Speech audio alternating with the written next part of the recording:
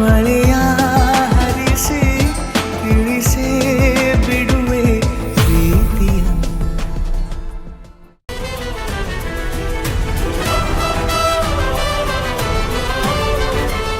ತಿನ್ನಿ, ತಗೊಳ್ಳಿ, ನಿಧಾನವಾಗಿ ತಗೊಳ್ಳಿ, ಸಂಕೋಚ ಬೇಡ. ಹೌದು, ಬೀಗ್ರಲ್ಲಿ ಕಾಣ್ತಾ ಇಲ್ಲ. ಅವರು ಕೆಲ್ಸಕ್ಕೆ ಹೋಗಿದಾರಮ್ಮ. ಹೌದಮ್ಮ, ಈಗ ಅವ್ನು ದುಡಿಲಿಲ್ಲ ಅಂದ್ರೆ ಮನೆ ನಡೆಯಲ್ವಲ್ಲ.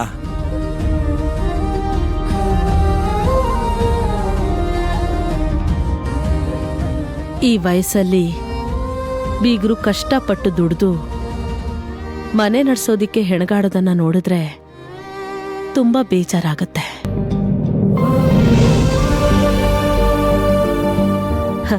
ಆದ್ರೆ ಬದುಕೊಡ್ಡೋ ಪರೀಕ್ಷೆಗಳೇ ಹೀಗಲ್ವಾ? ತುಂಬಾ ಅನಿರೀಕ್ಷಿತ.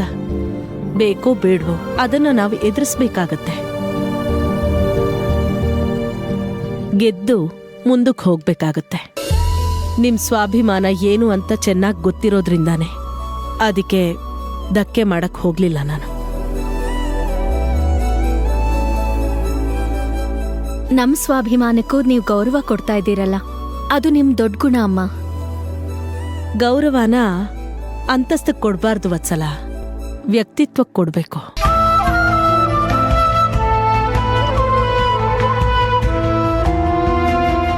ಊರ್ ಬಿಟ್ಟು ಸಿಟಿ ಸೇರ್ಕೊಂಡ್ರು ಬೀಗ್ರು ದುಡಿಮೆಗೊಂದು ದಾರಿ ನೋಡ್ಕೊಂಡಿದಾರಲ್ವಾ, ಅವ್ರ ಮೇಲ್ ಗೌರವ ಇನ್ನೂ ಜಾಸ್ತಿ ಆಗಿದೆ ನನಗೆ. ಬರೀ ನನ್ನ ಮಗ ಅಲ್ಲ, ನನ್ನ ಸೊಸೆನೂ ದುಡಿತಾ ಇದ್ದಾಳಮ್ಮ. ಓ ಹೌದಾ ವತ್ಸಲ? ಜಾಸ್ತಿ ಏನಿಲ್ಲಮ್ಮ. ನಾನು ಗೌರಿ ಮನೆಯಿಂದಾನೇ ಒಂದಷ್ಟು ಜನಕ್ಕೆ ಅಡ್ಗೆ ಮಾಡಿ ಕಳಿಸ್ತಾ ಇದೀವಿ ಅಷ್ಟೇ. ಒಂಥರ ಸಣ್ಣ ಕ್ಯಾಟ್ರಿಂಗ್ ಬಿಸ್ನೆಸ್ಸು ಅನ್ಬೋದು ಅಮ್ಮಮ್ಮ.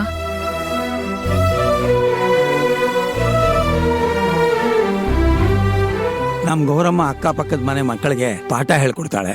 ಹೀಗೆ ಹನಿ ಹನಿ ಗುಡಿದ್ರೆ ಹಳ್ಳ ಅಂತ ಇವರೆಲ್ಲ ದುಡಿತಿರೋದ್ರಿಂದ ನಮ್ಮ ಮನೆ ನಡೀತಾ ಇದೆ.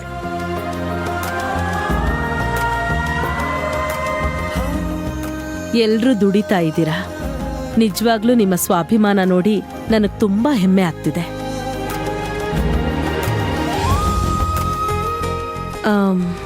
ನಿಮಗೂ ಸಹಾಯ ಆಗತ್ತೆ. ಕೆಲಸ ಮಾಡೋಕ್ಕಿಷ್ಟ ಇತ್ತು ಅಂದರೆ ನನ್ನಿಂದ ಒಂದು ಆಫರ್ ಇದೆ.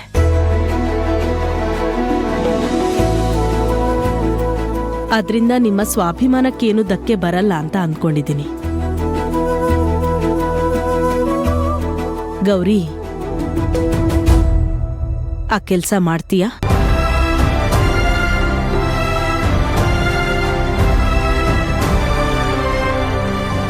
ಅಭಯ್, ಏನದು ಅಮ್ಮಮ್ಮ ಕೊಡ್ತಾ ಇರೋ ಆಫರ್?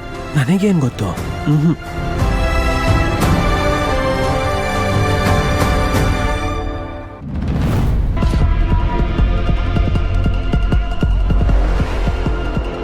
ಎಷ್ಟೇ ಯೋಚನೆ ಮಾಡಿದ್ರೂ ಉತ್ತರನೇ ಸಿಗ್ತಾ ಇಲ್ವಲ್ಲ.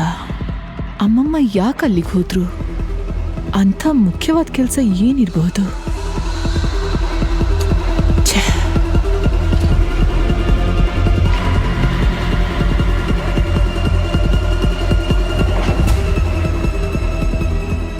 ಅಖಿಲ, ಏಯ್ ಅಖಿಲ, ಅಷ್ಟೊಂದು ಡೀಪಾಗಿ ಏನು ಯೋಚನೆ ಮಾಡ್ತಿದ್ಯಾ? ಅಮ್ಮಮ್ಮ ಏನೋ ಪ್ಲಾನ್ ಮಾಡ್ತಾ ಇದ್ದಾರೆ ಅಂತ ಅನಿಸ್ತಾ ಇದೆ ನಂಗೆ. ಯಾವ್ದ್ರ ಬಗ್ಗೆ? ಅವ್ರಿವತ್ತು ಗಂಗೆ ತವ್ರ ಮನೆಗೆ ಹೋಗಿದ್ದಾರಲ್ಲ, ಏನಕ್ಕೆ ಹೋದ್ರು? ಏನೋ ಇಂಪಾರ್ಟೆಂಟ್ ವಿಷಯ ಅಂತ ಬೇರೆ ಅಂದ್ರು. ಗಂಗೆನು ಏನು ಅಂತ ಕೇಳಿದ್ರೆ ಬಾಯ ಬಿಡ್ಲಿಲ್ಲ. ಅಮ್ಮ ಅಲ್ಲಿಗೆ ಹೋದ್ಮೇಲೆ ಗೊತ್ತಾಗತ್ತೆ ಅಂತ ಬೇರೆ ಹೇಳಿದ್ದಾರೆ. ಹೌದಾ? ಅಯ್ಯೋ, ಏನಿರಲ್ಲ ಬಿಡೆ. ತನ್ನ ಬೀಗ್ರೇನೋ ಕಷ್ಟದಲ್ಲಿದ್ದಾರಲ್ಲ, ಅಮ್ಮನ ಕರ್ಲು ಚುರ್ರಂದಿರುತ್ತೆ. ಇಷ್ಟು ದಿನ ಗಂಗೆ ಅಪ್ಪ ಅಮ್ಮ ಗೌರಿ ಸ್ವಾಭಿಮಾನ ಸ್ವಾಭಿಮಾನ ಅಂತ ಕುಣಿತಿದ್ರು. ಈಗ ಸ್ವಾಭಿಮಾನ ಅಂತಿದ್ರೆ ಹೊಟ್ಟೆ ತುಂಬುತ್ತಾ? ಅದಕ್ಕೆ ಅವ್ರಿಗೇನೋ ಒಂಚೂರು ಪಾರು ದುಡ್ಡಿನ ಸಹಾಯ ಮಾಡಕ್ಕೆ ಅಮ್ಮ ಹೋಗಿರ್ತಾರೆ ಅಷ್ಟೇ. ಅದನ್ನ ಎಲ್ರ ಮುಂದೆ ಹೇಳೋದ್ ಬೇಡ ಅಂತ ಸುಮ್ಮನಾಗಿರ್ತಾರೆ. ಅದು ಬಿಟ್ರೆ ಆ ಮನೆಯಲ್ಲಿ ಇನ್ನೇನ್ ಇಂಪಾರ್ಟೆಂಟ್ ಕೆಲಸ ಇರುತ್ತೆ ಹೇಳು? ನಮ್ಮಮ್ಮನ ಬಗ್ಗೆ ನನಗ್ ಗೊತ್ತಿಲ್ವಾ? ಅಷ್ಟೇ ಅಂತೀಯಾ?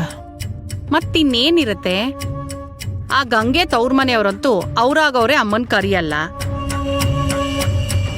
ಯಾಕಂದ್ರೆ ಅಲ್ಲ ಅವ್ರಿಗೆ ಊಟಕ್ಕೆ ಗತಿ ಇದೆಯೋ ಇಲ್ವೋ. ಇನ್ ಅಮ್ಮನ್ ಕರೆದು ಉಪಚಾರ ಮಾಡೋದಕ್ಕೆ ಅವ್ರಿಗೆ ಶಕ್ತಿ ಇದೆಯಾ ಹೇಳು? ಅಮ್ಮನೇ ಕುಣ್ಕೊಂಡ್ ಹೋಗಿರ್ತಾರೆ. ಖಂಡಿತವಾಗ್ಲೂ ಇವ್ರ ದುಡ್ಡಿನ ಸಹಾಯ ಮಾಡೋಕೆ ಹೋಗಿರೋದು ಕಣೆ. ಇರ್ಬೋದು.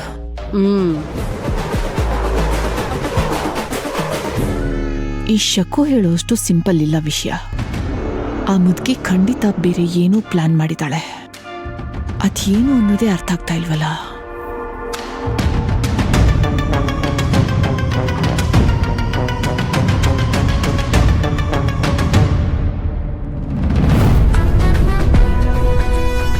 ಓಕೆ ಬಾಯ್ ಬ್ರೋ, ಮತ್ತೆ ಸಿಗೋಣ. Bye bro. ಬಾಯ್ ಮಗ. ಬಾಯ್ ಕಣೋ. Come baby.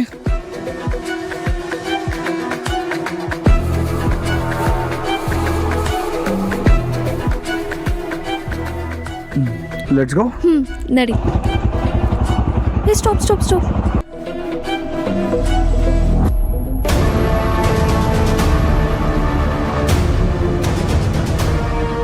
ಏನಾಯ್ತು ನಿಶಾ? ಏನೂ ಇಲ್ಲ, ನಡಿ.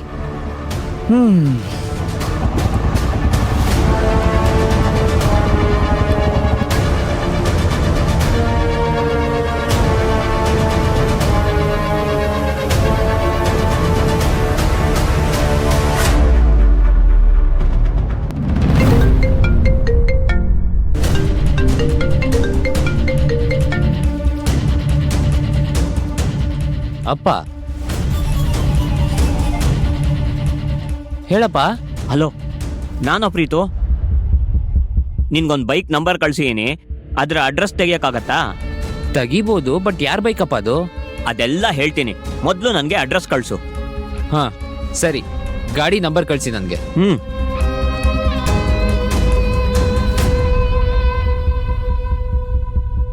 ಮಗಳೇ, ನಮಗ್ ಗೊತ್ತಿಲ್ಲದೆ ಬಾಯ್ ಫ್ರೆಂಡ್ ಅಂತ ಸುತ್ತಾ ಇದೆಯಾ? ಓದೋ ವಯಸ್ಸಲ್ಲಿ ದಾರಿ ತಪ್ತಾ ಇದೆಯಾ? ಇದಕ್ಕೆಲ್ಲ ಒಂದು ಫುಲ್ ಸ್ಟಾಪ್ ಇಡ್ತೀನಿ ನೋಡು.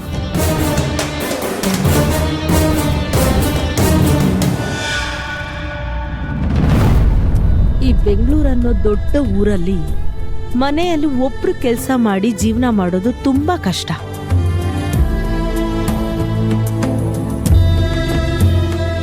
ಬೀಗ್ರಿಗೂ ವಯಸ್ಸಾಯ್ತು, ಆರಾಮಾಗಿ ಇರ್ಬೇಕು ಅನ್ನೋ ಸಮಯ ಇದು. ಈಗ ಮೈ ಬಗ್ಸಿ ದುಡಿಯೋದು ಅಂದ್ರೆ ಹೊಣೆ ಅನ್ಸಲ್ಲ, ಹೊರೆ ಅನ್ಸ್ಬಿಡುತ್ತೆ. ಅದಕ್ಕೆ ಬೀಗ್ರೆ, ನಾನು ಒಂದು ನಿರ್ಧಾರಕ್ಕೆ ಬಂದಿದ್ದೀನಿ.